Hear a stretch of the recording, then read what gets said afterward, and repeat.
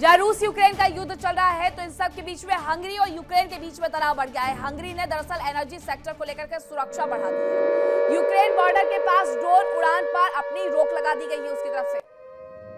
ये हुआ कैसे? ये द्रुज़्बा पाइपलाइन की वजह से हो रहा है सब कुछ। सप्लाई रुकने से हंगरी नाराज नजर आ रहा है और एक मीटिंग भी बुलाई गई थी यूरोपियन यूनियन की तरफ से तमाम कंट्रीज को लेकर के, और उसमें इस बात पर चर्चा हो रही थी कि रूस से जो तेल आयात होता है उस पर पाबंदी लगा दी जाए। लेकिन इस द्रुज़्बा पाइपलाइन की टूटने की वजह से द्रुज़्बा पाइपलाइन पूरी तरीके से क्षतिग्रस्त हो गई है, इसलिए सप्लाई नहीं हो पा रही है। कई देशों ने बैकआउट कर लिया, उसमें से हंगरी भी एक नाम था जिसने कहा था कि रूस से अब तेल खरीदेगी। यानी यूरोपियन यूनियन की कंट्री अब रूस के साथ व्यापार करने की तैयारी कर रही है। वो यूक्रेन से नाराज भी इसी वजह से है कि उन्हें ईंधन सप्लाई में मुश्किल हो रही है। यूक्रेन बॉर्डर के पास ड्रोन उड़ान पर वो इसी वजह से रोक लगाते हुए नजर आ रहा है। और यूरोपियन यूनियन में वैसे भी हड़कंप मचा हुआ है कि रूस कब उसकी तरफ निशाना साधना शुरू कर दे।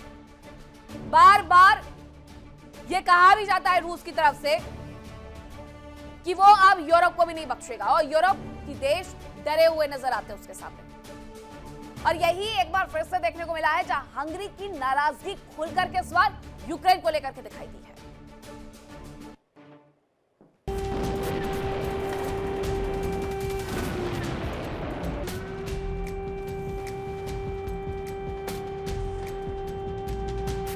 यूक्रेन लगातार रूस को जख्म दे रहा है। अब फ्रंटलाइन से लेकर रूस के अंदरूनी इलाकों तक हमले किए जा रहे हैं।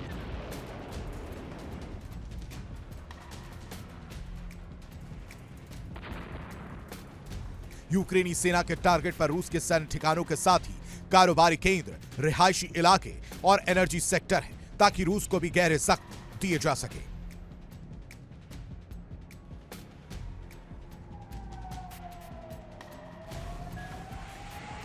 ज़ेलेंस्की के जवानों ने स्मोलेंस्क के दोरोगुबुस में एक बड़े खाद कारखाने पर ड्रोन अटैक किया। बताया जा रहा है कि इस हमले में 7 लोगों की मौत हो गई और प्लांट को काफी नुकसान पहुंचा।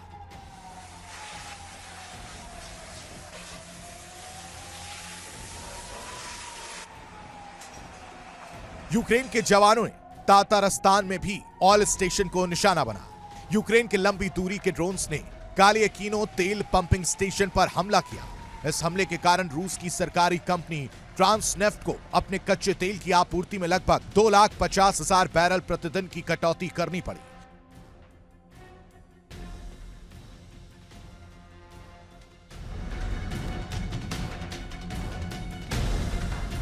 यूक्रेन ने कुर्स्क और बेलगोरोद पर भी हमले किए। यूक्रेन इन इलाकों में अपनी पकड़ मजबूत करने और रूसी सेना को पीछे धकेलने के लिए सीमित जवाबी हमले कर रहा है।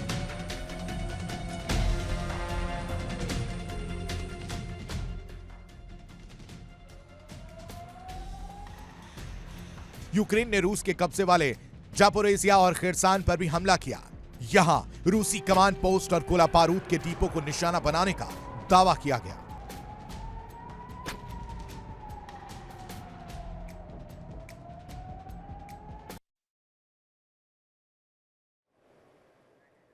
जहां एक तरफ यूक्रेन लगातार रूस पर हमले कर रहा है तो वहीं रूस ने भी यूक्रेन में जबरदस्त तबाही मचाई हुई है। क्या कुछ नुकसान उसकी तरफ से किया गया है?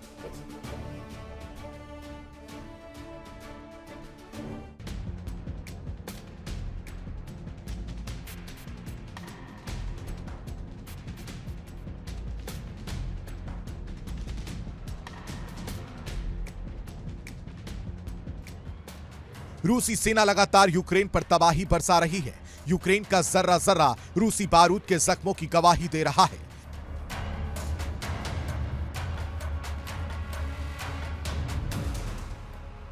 बताया जा रहा है कि रूस ने यूक्रेन की राजधानी कीव को एक बार फिर निशाना बनाया। यहां के रिहायशी इलाकों पर हमला किया गया।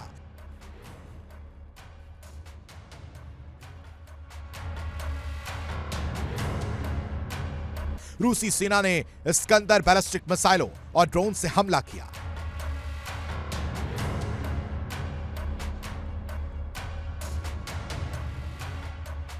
रूस ने एक बार फिर पश्चिमी यूक्रेन के लवीव को निशाना बनाया। बताया जा रहा है कि हमले में शहर के बुनियादी ढांचे और नागरिक संपत्तियों को नुकसान हुआ।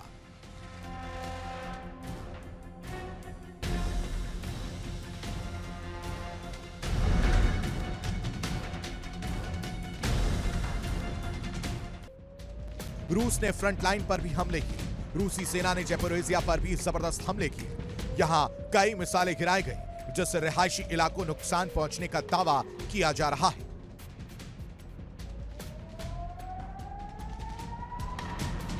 रूस ने खार्किव और ओडेसा में एनर्जी सेक्टर पर बड़े हमले किए, जिनसे बिजली सप्लाई में दिक्कत आने की बात कही जा रही है और एक बड़े हिस्से में बिजली सप्लाई में दिक्कतें आ रही हैं।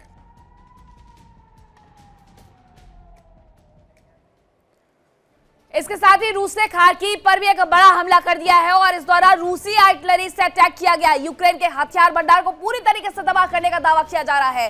ड्रोन कंट्रोल सेंटर पर भी हमले का दावा किया गया है। तो खबर यह है कि खार्किव में रूस का एक बड़ा अटैक देखने को मिला है और ये रूसी आर्टिलरी के इस्तेमाल के साथ अटैक किया गया है। यूक्रेन के हथियार भंडार को पूरी तरीके से नेस्तनाबूद कर दिया गया है, पूरी तरीके से उसे तबाह कर दिया गया है। हथियार भंडार को ही दरअसल निशाना बनाया गया था। ड्रोन कंट्रोल सेंटर पर भी हमले का दावा किया जा रहा है। ड्रोन को सबसे ज्यादा बर्बाद कर दे, यूक्रेन के हथियार को सबसे ज्यादा बर्बाद कर दे तो वो आधी से ज्यादा जंग को अपने आप से हार जाएगा। और इसी बात का ख्याल रखते हुए यूक्रेन के हथियार भंडार को तबाह किया गया है ताकि वो जंग हार जाए, ताकि वो घुटने इस जंग के दौरान टेक दे। तस्वीरें भी इसकी बार बार इसी तरीके से सैटेलाइट तस्वीरें सामने आती है कि किस तरीके से ये दोनों देश आपस में एक दूसरे को निशाना बनाने पर तुले हुए हैं और उसके बाद विस्फोट, और विस्फोट के साथ आती है भारी तबाही। ये भारी तबाही की तस्वीरें हर दिन आती है रूस यूक्रेन से। ऐसा कोई दिन नहीं बीतता है जब वहां पर विस्फोट ना हो और वहां से इस तरीके से तस्वीरें निकल करके सामने ना आए। एक बड़ा हमला एक बार फिर से किया गया है, खार्किव को निशाना बनाया गया है। खार्किव से लेकर डोनेत्स्क तक हर वो जगह रूस के निशाने पर है जहां से उसका सोवियत संघ वाला जो प्लान है वो शुरू होता है। उसने इस बार यूक्रेन के हथियार भंडार को तबाह करने का दावा किया है। इसके साथ ही ड्रोन कंट्रोल सेंटर पर भी हमले का दावा उसकी तरफ से कर दिया गया है। अब खबर यह है कि यूक्रेन को परमाणु हथियार दिए जाने की खबरें हैं। ब्रिटेन, फ्रांस के प्लान पर चीन ने हालांकि ऐतराज जता दिया है। वो कह रहा है कि ऐसा नहीं होना चाहिए, यूक्रेन को यह नहीं मिलना चाहिए। यह ऐतराज चीन की तरफ से जताया जा रहा है। परमाणु हथियारों का इस्तेमाल नहीं होना चाहिए, चीन ये कह रहा है। चीन ये कह तो जरूर रहा है, लेकिन रूस भी तो तैयारी कर रहा है परमाणु ट्रायल की, कि हवा हो, जमीन हो या फिर पानी हो, हर जगह से वो परमाणु हथियारों से हमला करने के सक्षम अपने आप को बना सके। अब एक तरफ से यह ऐलान किया गया था ब्रिटेन और फ्रांस की तरफ से कि वो हथियार उपलब्ध करवाएगा, ये परमाणु हथियार उपलब्ध करवाएगा वो यूक्रेन को, लेकिन चीन कह रहा है कि ऐसा नहीं होना चाहिए, क्योंकि अगर ऐसा हुआ तो परमाणु हथियारों का इस्तेमाल भी होगा और अगर परमाणु हथियारों का इस्तेमाल हुआ तो बहुत ज्यादा स्थिति बिगड़ सकती है, विभत्स हो सकती है। ऐसी कोई सिचुएशन ना बने, इसलिए परमाणु हथियारों का इस्तेमाल नहीं होना चाहिए। चीन बार बार ये दोहरा रहा है, लेकिन ब्रिटेन और फ्रांस क्या उसकी इस बात पर राजी हो जाएंगे? सबसे बड़ा सवाल ये है, क्योंकि ब्रिटेन और फ्रांस तो लगातार इस पूरे युद्ध के दौरान 4 साल से यूक्रेन को हर वो हथियार उपलब्ध करवा रहे हैं जिसकी वजह से वो मैदान जंग में टिका रहे। अब चीन भले ही ऐतराज जता रहा हो, लेकिन ब्रिटेन और फ्रांस का उसके ऐतराज के सामने घुटने टेकेंगे, रुकेंगे? ऐसा होगा नहीं, क्योंकि फ्रांस जब जाते हैं ज़ेलेंस्की तो पूरी तरीके से कंधे पर हाथ रख करके एमैनुअल मैक्रों की तरफ से ये कहा जाता है कि जो भी उनकी आवश्यकताएं हैं, जो भी उनकी जरूरत है उसे पूरा किया जाएगा, हथियारों में उनकी पूरी मदद की जाएगी। और इस बार ऐतराज अगर चीन ने जताया है तो इससे बहुत ज्यादा फर्क बिल्कुल नहीं पड़ने वाला है।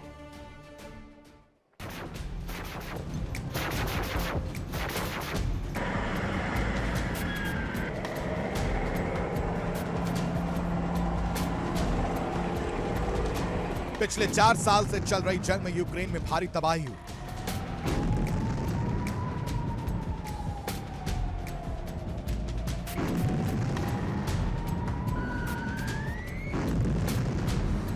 यूक्रेन के शहर, मैदान, गलियां, मकान, सभी जगह रूसी बारूद के निशान मौजूद हैं।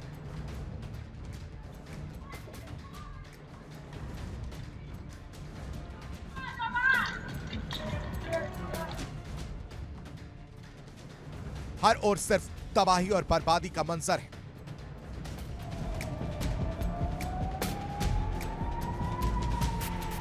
लोग घरों को छोड़कर शेल्टर होम में शरण लेने को मजबूर हैं। हर पल लोगों को यही डर रहता है कि क्या पता किस ओर से कोई मिसाइल या ड्रोन आए और उनकी जिंदगी का सूरज डूब जाए।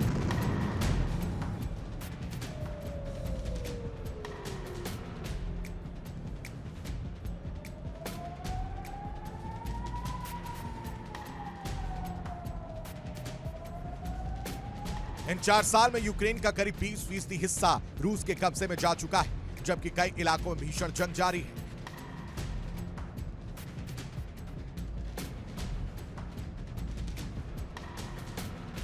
हालांकि यूक्रेन का कहना है कि उसकी अंतर्राष्ट्रीय सीमाओं और संप्रभुता का सम्मान होना चाहिए, तभी वो समझौता करेगा।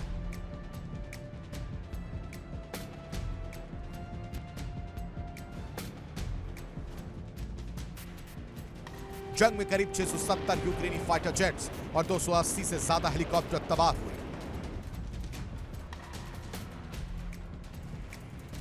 इसके साथ ही 1,16,000 से अधिक drone, 650 air defence missile system और 27,000 से ज्यादा टैंक और दूसरी बख्तरबंद गाड़ियां तबाह हो चुकी हैं।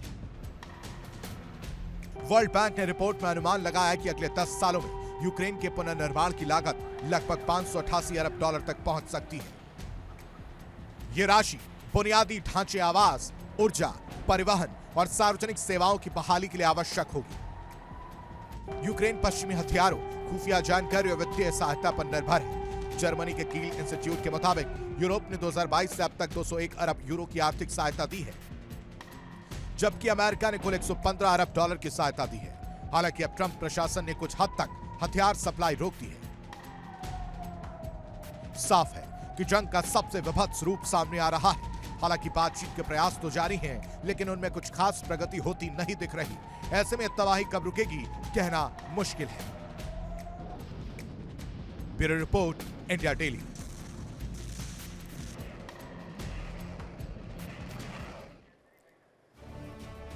देखिए इंडिया डेली 24/7 अब आपकी स्मार्ट टीवी पर। इंडिया डेली मौजूद है सभी डिजिटल प्लेटफॉर्म पर लाइव और लगातार। इंडिया डेली 24/7 हर दिन राष्ट्र को समर्पित।